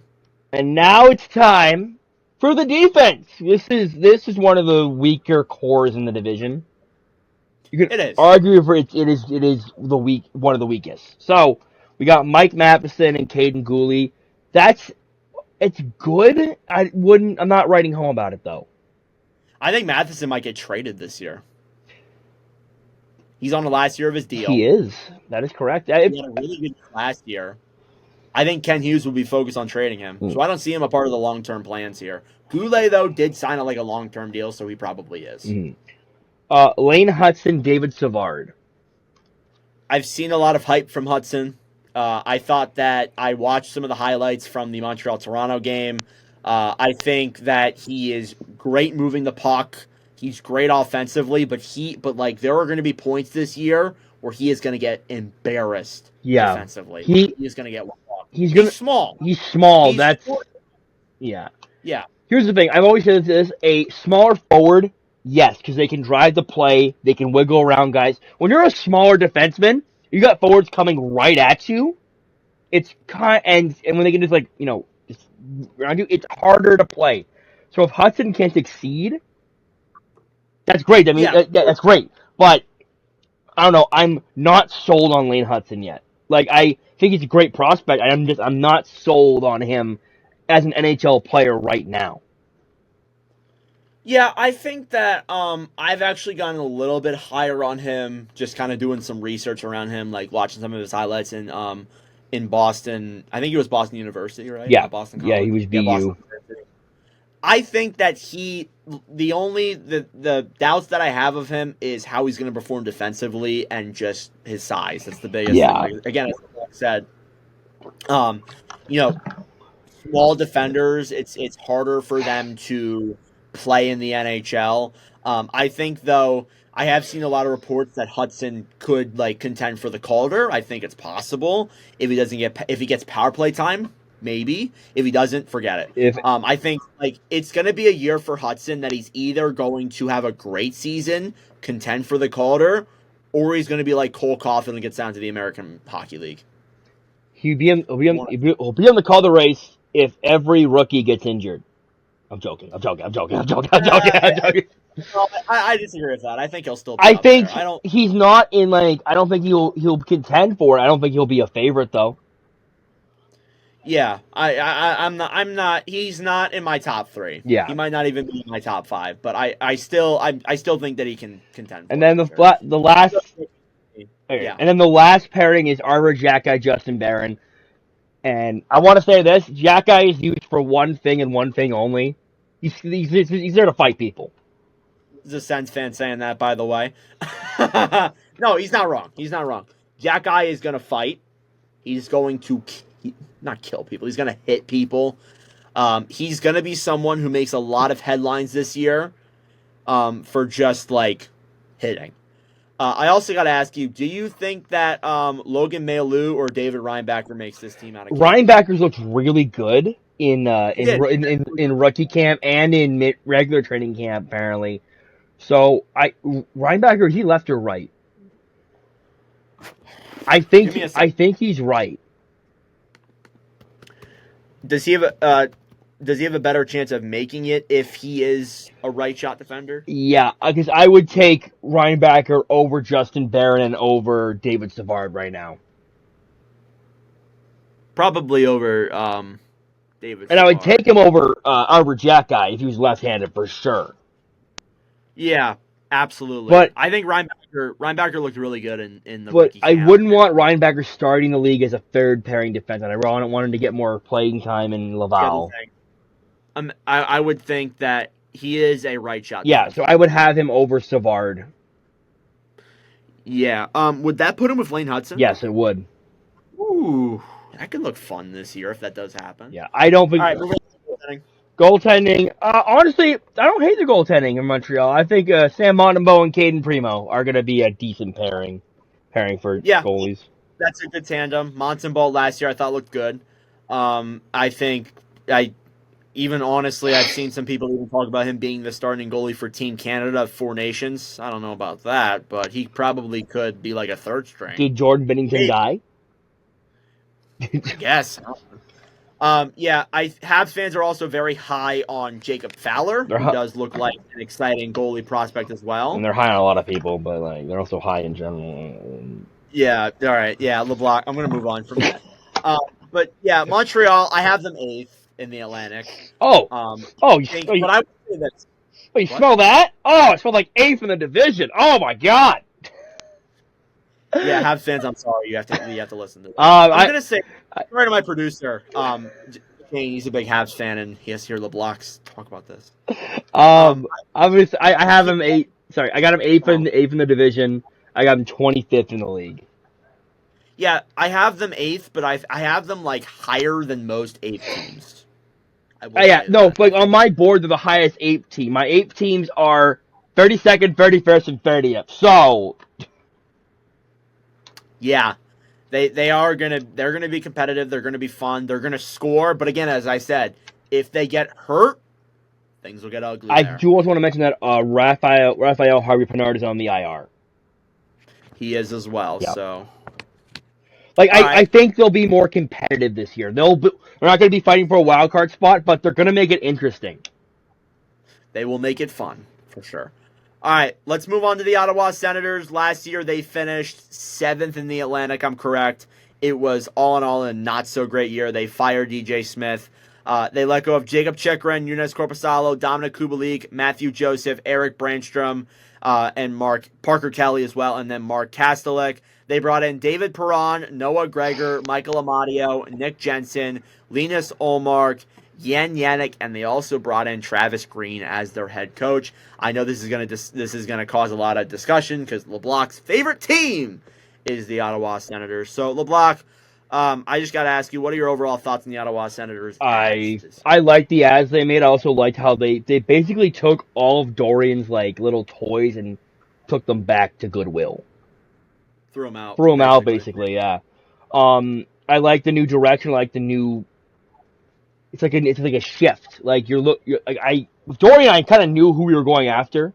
With Steos, I had no idea, and now that we got this, I know what it is.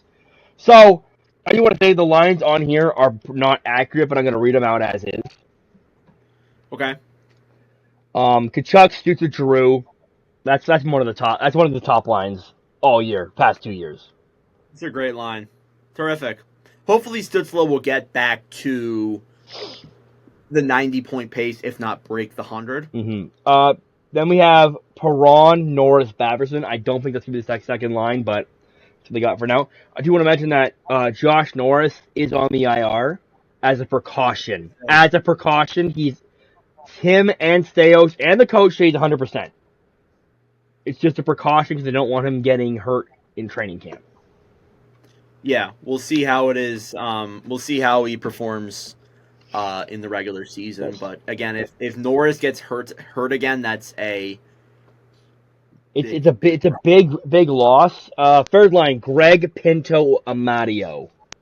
I really like that. What I want to do is I would move Pinto up to the second line. Yeah, I think if Norris gets hurt, Pinto's the second line. Yeah, but I would move Norris to wing, and I put Pinto on the second, so it's Norris, Pinto, Bafferson, and then third line would be Perron, Pinto, Amadio, and you can swap them out with Greg too. It's a pretty good top nine. I think Pinto's gonna have a huge year this year, like have a huge breakout year, and Greg I think also could have a huge breakout year as well. So like you can go with like Perron, Greg, Amadio that line would kill people. Yeah, that would be one hell of a line for sure. And the fourth line, I think there's going to be some different guys here, but right now they have Noah Gregor, Zach Oftichuk, Zach McEwen. Oh yeah, Zach McEwen. I love that. He's going to fight people this year. I actually kind of forgot. I really think Stephen Howard is going to make the team out of camp. Yeah, I think it's possible. We'll see. We'll see how he does. They seem to be very high on him. They are, and he's been great for Belleville last year. He's been great for this. He's a good kid. And now the defense, which is where I actually like what they did here. So defense, Sanderson, Zub, solid. It's a good first line, first pairing. Shabbat, Jensen, good second pairing. Tyler Clevin, Jacob Bernard, Docker. I like Clevin. Yeah, Clevin is a rookie, I believe. Yes, he is. K Train rolling into the station. He's a big boy. He is a big He's boy. kind of like It has him listed here as a. Never mind, it doesn't say it. I thought I was gonna say he's it. basically bootleg. He's got Jacob Trouba size. Yes, he is. He a big boy for sure. Yes. And the goalies Allmark and Forsberg. Olmark makes things a lot better. LeBlanc, I was going to ask you this earlier, but then I was like, no, I'm going to wait till the podcast because this lines up at the same time as like my Senators season preview that I'm making tomorrow when this podcast drops as well. Shameless YouTube promotion. Okay.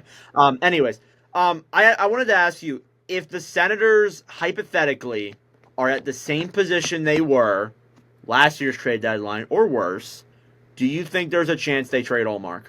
If he's not signed to an extension. If he's not signed to an extension, if he's not going to sign an extension, you got to trade him in the deadline. Like I would hate it because I really do. I love the Allmark ad, but if he's not going to sign an extension, cut your losses. Yeah, it really would set this team back so far if he didn't sign an extension. So I'm really hoping he does for your sake. Yeah. To be honest. The team, like if this team stays healthy. Like that forward core, I love the forward core. I think the forward core is great. Carter loves it too, but he has the Nathan the Atlantic. Yeah, LeBlanc has been saying, yeah, Carter, if you're listening to this, I don't understand you. Again, as I'm gonna say this, LeBlanc's got a smile on his face, but I'm gonna say this. I think if this team lives up to the hype, this is a playoff team. Mm-hmm. Most likely a playoff team. That makes me happy to hear, but this, like, they're gonna have to work for it, and I think this is why they brought in a guy like Travis Green, a guy who I think is fair to his players. But if you're not working, he's gonna haul ass. Like you will be screamed at. He's a less sensitive John Tortorella, and I feel like, and Green is like notorious for having some of the toughest training camps in the NHL. I remember there was like the tweets of like Canuck players like puking on the ice because of how hard they were worked. The grouse grind. Oh yeah. Yeah, I feel like him and Tortorella are like known. I would say more Tortorella, but like they're both known for like very difficult training camps. Mm-hmm. So it's gonna be interesting. Yeah, and I have fourth in the Atlantic. I have them fifth in the Atlantic, and I actually have them in a wild card spot. I have them in a wild card spot as well. I feel like, here's the thing. We'll get to the team that I have above them later, actually. But like, if this, and I'm not saying that that's their ceiling. That's where I have them because I feel like that's realistic. Yeah, that's one of the changes I made. I actually had Detroit above them. Now I have. Oh wait, no. Wait, did I say fourth? I meant fifth.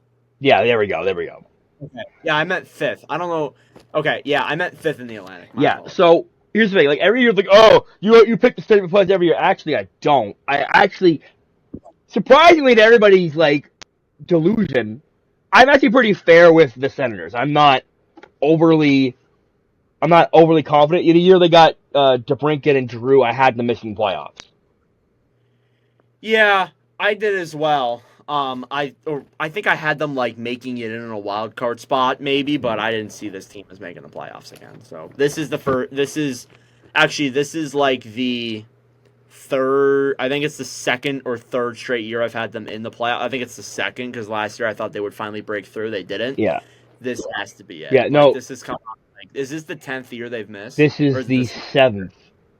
Oh, never mind. I'm thinking about Detroit. Yeah. It's the 7th. Apologies. If they don't make playoffs, I don't know what happens, but this is a new regime now, so something happens.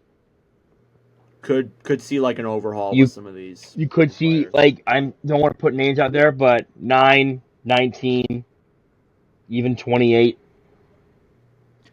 Again, I will say, like, if this team is out of the playoffs by the deadline, this is probably going to be a fire sale. Possibly. Not probably, possibly. They need to start fast. If they don't start, every year, they shoot themselves in the foot because they don't start fast. If they need to have a fast start to get it done this year.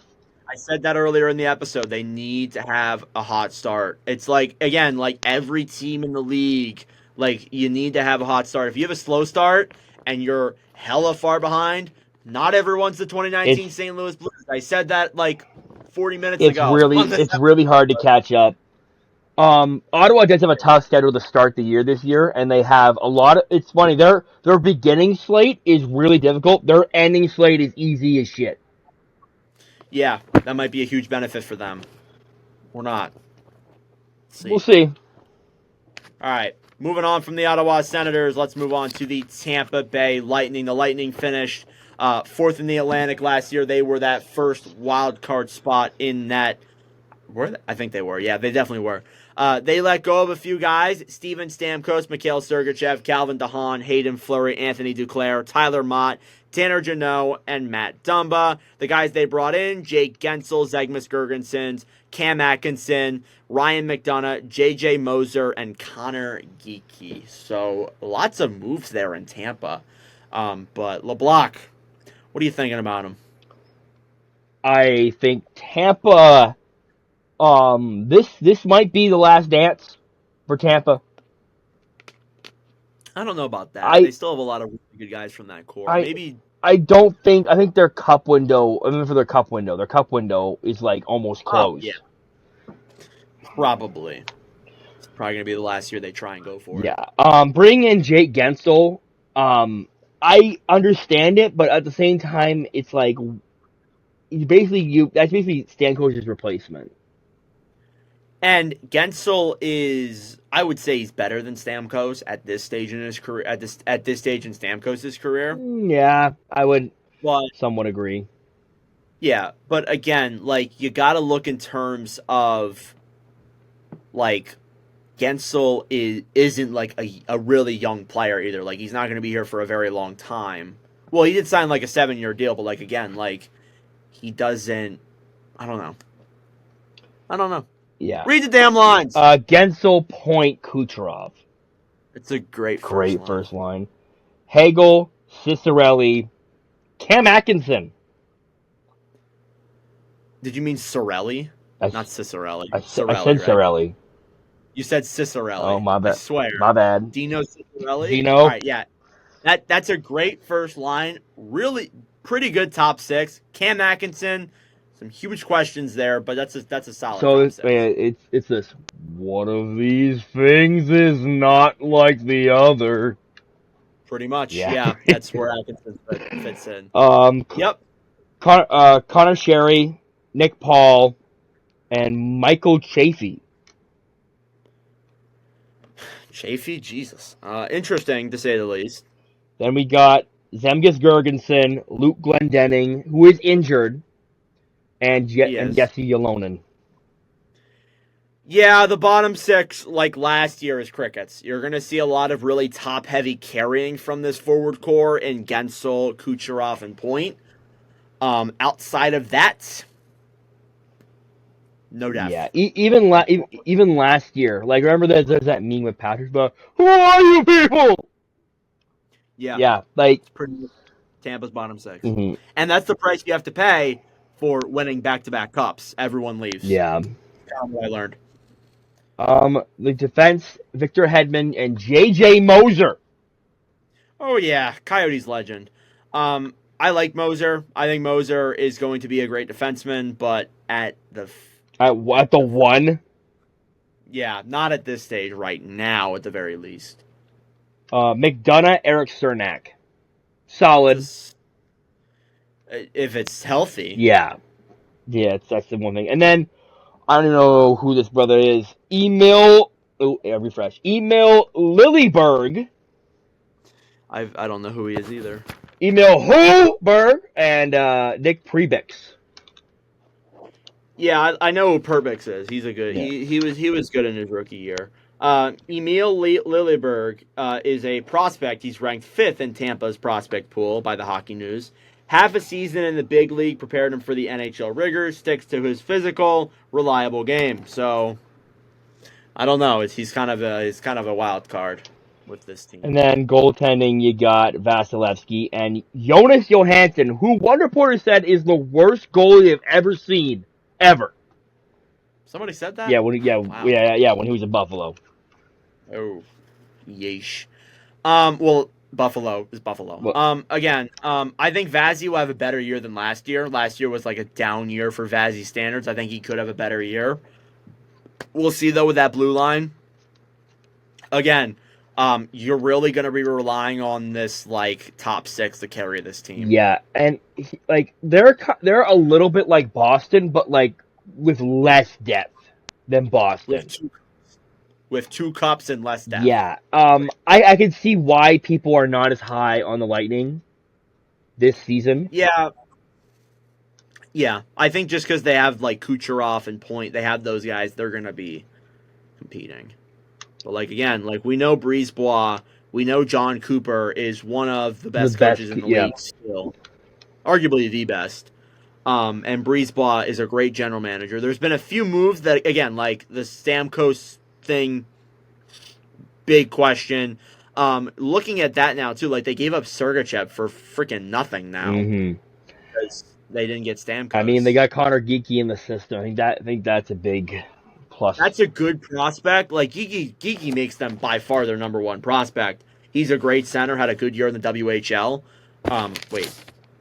Yeah, he had a good year in the WHL, but like it doesn't fix all your issues. You basically traded Sergachev away for Jake Ensel at this point. Yeah, I don't think Geeky makes that team out of camp. He's probably in the AHL. Yeah. I don't know. I still have them making the playoffs. I have them at 4th in that Atlantic. They get that wild card probably. But again, like if a team, again, as we said in the Metro 2 episodes ago, like again, if a team in the Metro like really pops off as a good year, they could finish above Tampa in that wild card. So I don't know. I have them 4th though. Where do you have them? I have them 4th as well. It's funny. So 4, 5, 6 in the division. Bolts, Sens, Wings. I have the Bolts 13th in the league. Sens 14th. Wings 15th. Ooh, yeah. Shows how competitive this Atlantic division Shows how is. close it is, honestly. Yes, 100%. All right, let's move on to the last team in this division. They've been waiting for this, the Toronto Maple Leafs. They finished 3rd in the Atlantic last year. Ew! It stinks! They lost in the first round to Boston.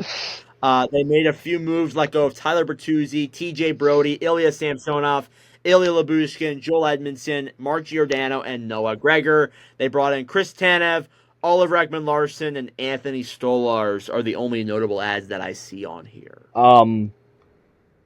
If I could describe this team in one word, top-heavy. They are really top-heavy. They really are. First line, Matthew Nyes, Austin Matthews, Mitch Marner. Great first line. Top-heavy. Second line, Max Domi. They have William Nylander at center. I saw they have been experimenting with that, yeah. Yeah, that's the right word. And then Calle Jarnkrok, excuse me. It's one hell of a second line. And here's the third line, Bobby McMahon, John Tavares, Nick Robertson. They're really deep down the middle, I guess. But I don't know. It's not the best. And then Connor Dewar, David Kampf, and Pontius Holmberg. Yeah, and then not to mention you got Mitten, Cowan, and Ryan Reeves. Few guys that I could see Mitten or Cowan making the team, but I'm not buying in on it. It's very top heavy. It's an incredibly top heavy forward core. You can't make an argument to me. You cannot make a single argument to me that blue line not the blue line, the forward core got better. It got worse. 100%. No new ads. You only lost guys. It got worse. The defense, I'm still not sold on, but Morgan Riley, Chris Tanev. I think the defense is better than it was in previous years. You get Chris Tanev, who's spread out for a longer-term deal, which could affect you in the long term, but I think Tanev's a good defensive defenseman. Yeah. They're kind of like fire and ice. Riley's all offense, no defense. Tanev's no offense, all defense. Pretty much. That might work out well. That might work out terribly. Yeah. OEL, Jake McCabe. Yeah, I still don't like the amount of money they paid OEL. OEL, I thought last year, even in like the finals, wasn't that great. Yeah. So I don't know. It's the cup tax. And then Simone Benoit and Timothy Lilgren. Yeah. Phil Myers is on this team. I see him on this depth chart. What the hell? Yeah. Blue line's better. I think. I know you're not sold on it, but I think it is better. I like the out of Tanev. I'm okay with OEL, but Tanev carries that.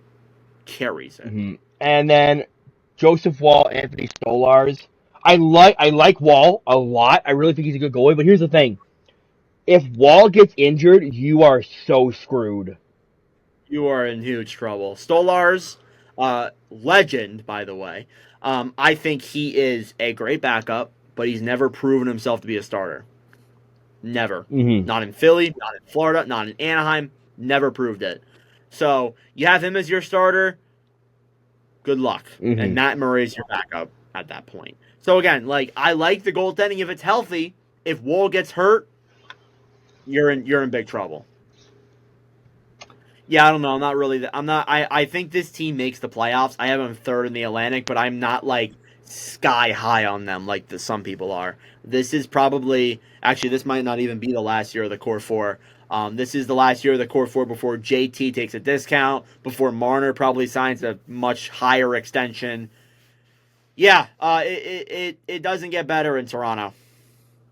Just saying. LeBlanc, where do you have them? Third in the division, 11th in the league. Yeah, I don't know. I'm not a.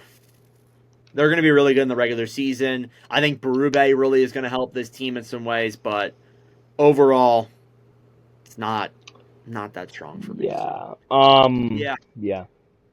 That's it. Yeah. Any questions we got? Want to give me that questionnaire? Yeah. That's it for the Atlantic.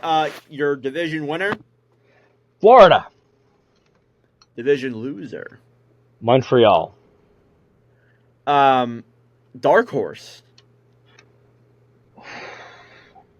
I want to say Ottawa so bad, but I'm actually gonna say Buffalo. Okay. Team you think could disappoint? Tampa. Team you want to play against? The Red Wings. Team you don't want to play against? Florida. MVP. Matthews. LVP. Brendan Gallagher. All right. For me, winner Florida, loser Montreal, dark horse. Say Ottawa since I'm not a Sens fan.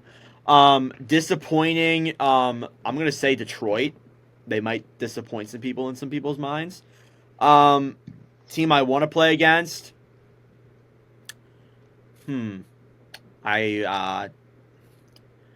Detroit. Team I don't want to play against. Ottawa, because they always beat us. MVP Matthews. LVP. Actually, no. MVP Kucherov. Okay. LVP. I'm gonna say. I'm trying to think. LVP Jeff Petrie. All right. I got one more for you. Breakout player. Oh. I've been really high on Owen Power. I'm gonna go with him. I'm gonna say Shane Pinto. Pinto's another one. Yeah. But I didn't want to go out. I got one more thing to say. Actually, back to the Ottawa real quick. They don't have Cousins in there. Oh, Nick Cousins. Yeah, they totally spaced when I was talking about it. But yeah, he'll probably take that fourth line center. Yeah. I forgot about him in my yearbook. It's a little bit outdated. Mm-hmm. Sorry. Yeah. So yeah, that's the Atlantic. It's the toughest division. It's the division with the the most bitching. Yeah. One more thing. Favorite arena.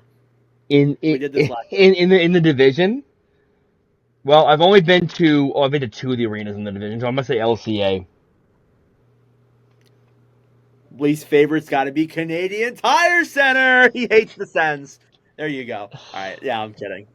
All right. This is the longest episode in the history of this podcast. Again, we've made 20 episodes, so it's not really that long, but an hour and 50 minutes, I'd say. That's pretty good, LeBlanc. Congratulations. We beat the record.